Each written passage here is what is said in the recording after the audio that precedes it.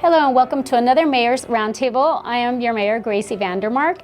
And this Mayor's Roundtable, we're going to be discussing specific events and some of the collaboration that we have going on between our different departments to make these processes seamless. With us is Thoby Archer with our Huntington Beach Police Department and Molly Uemura with our Community and Library Services. She is our manager in Community and Library Services. So, Molly and Lieutenant Archer. For those who may not know or understand your roles, could you tell us a little bit about your roles and what you do? Yes, thank you, Mayor, for having us today. Super excited to be here to talk about events. As you mentioned, I'm the Community and Library Services Manager. I oversee the specific events division. So my division is responsible for issuing the permits and handling the city logistics for all of the events that go on public property. Yeah, so I'm assigned to the Special Operations Division. Specifically, I'm assigned to the Air Unit, Traffic Unit, and Special Events, where we are responsible for whatever response we have from a police department perspective to any event that we staff. So, and I understand it takes a lot of collaboration to make these events happen. I know firsthand all the work that goes into the events. Could you tell us a little bit about your different roles and how you guys collaborate to make sure everything goes smoothly and everybody that attends our events is safe and things are taken care of properly? Absolutely. So we work with the event promoters from the event's inception through to the actual execution of the event. We start off with the application phase. So oftentimes an event organizer will reach out to my department, ask some initial questions, and we'll go through an initial vetting process. If everything looks good, the dates are open on the calendar, it's something the city is interested in hosting, we'll move them through to our application, which is all online on the city's new website. They'll fill out that application, and as soon as it's submitted, it will go to all of our partners and other departments, whether it's the police department, the fire department, the building department. Everyone will get notified, and from that point we have what's called our specific events committee meeting. And we sit down with the event organizer and we have a roundtable where we go through all of the different event activations, what they're looking for, what works and what doesn't, and each of our partners will collaborate together to come up with the rules, the policies, the procedures, and the different logistics for bringing that event to life. After we have that meeting, we draft what we call our letter of conditions, which helps the event organizer know exactly what they need to do before the final permit's issued. And my role is really to work hand in hand with the event organizer. We want to be business friendly, we want to be event friendly, and we want to make this process as easy as possible. So I really walk with them through the whole process, through to the actual execution of the event, working hand in hand with our police and our fire and our amazing public safety partners. And Lieutenant Archer, from a public safety perspective, how much work and effort does it take, or collaboration, also because you work with our fire department, not just with our community and library services, you work with our fire department, so how much work and preparation goes into each one of these specific events, especially the larger ones? The larger ones, of course, have a huge response from not just the police department, but also other public safety entities, right? Our fire department, our marine safety department, oftentimes will utilize the sheriff's department for bomb detection dogs and some of the other resources. We have drone teams, our air support unit, a number of different assets that we'll utilize, and it's really event specific, right? So for something as a large scale event, say is the air show, our marine safety department does a huge response for learning how to extricate from different aircraft, specifically military aircraft that are flying in the event.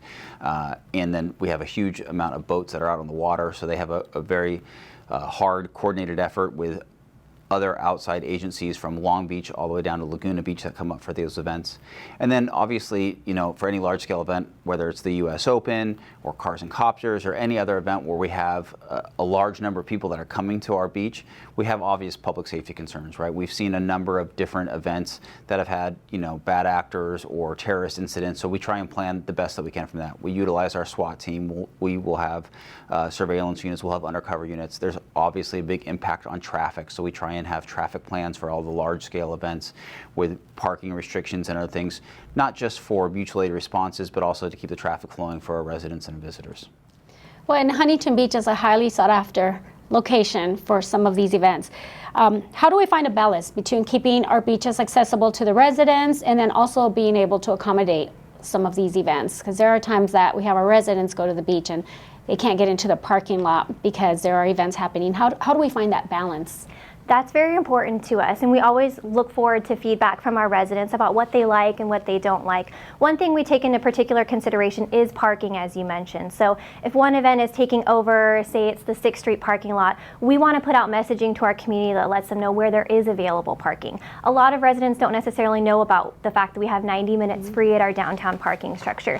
So it's really talking about where we do have availability, and then also not programming too many things at the same time so that we don't have overlapping things that don't allow our residents to access the entire beach. What we want to do is create that balance where we have an exciting event that will drive business and drive people to our coast, but also provide free available access for those who just want to surf or enjoy a day at the beach.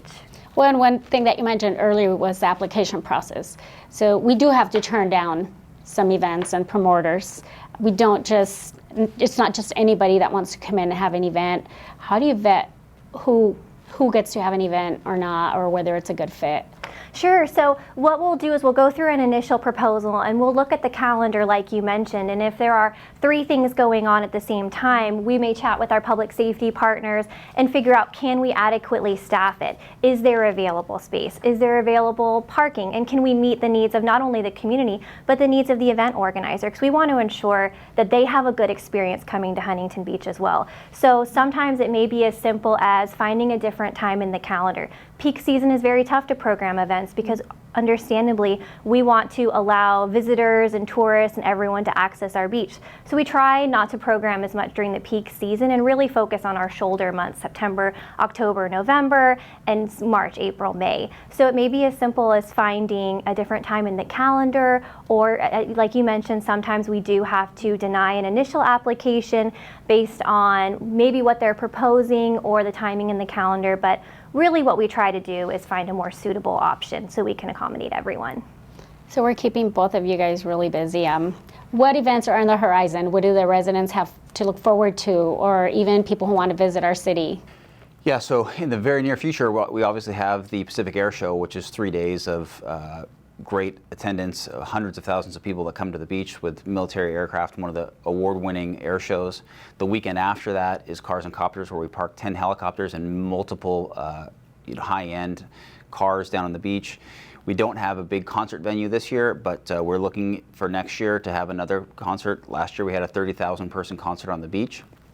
And then we've hosted, numerous surf-related events in the past. If you want to talk about some of those. Yeah, as Lieutenant Archer mentioned, we are Surf City USA, and we have a history of hosting large-scale surfing events. It's really something we pride ourselves on. Whether it's the Jack Surf Pro that happens every April, everyone's familiar with the U.S. Open of Surfing that happens each summer, and then we also have to look forward to, in November, for the 2nd year in a row, Huntington Beach is going to be the host of the ISA Parasurfing Championships. That's a really amazing event that the community should come out and support. We start with a parade on Main Street for opening day. There's usually 40 to 50 different nations that are represented that will come down Main Street, and we'll have an opening ceremony in Pier Plaza where we actually take sand from the beach of each of these nations and pour them into one cup. It's a beautiful unifying ceremony, and it really shows just what we can host here in Huntington Beach. The surf events, the culture, it's really close to home, and it really will hopefully do well for us in the coming years. So thank you, Lieutenant Archer and Molly, for being here today. Like I said earlier, when people go out there, they just come out, they enjoy themselves, but there's a lot of work happening in the background. You're busy all the time. So thank you for sharing that information and giving a broader picture of what takes place. So Thank you for being here. And thank you all for joining us for another Mayor's Roundtable. Looking forward to the next one.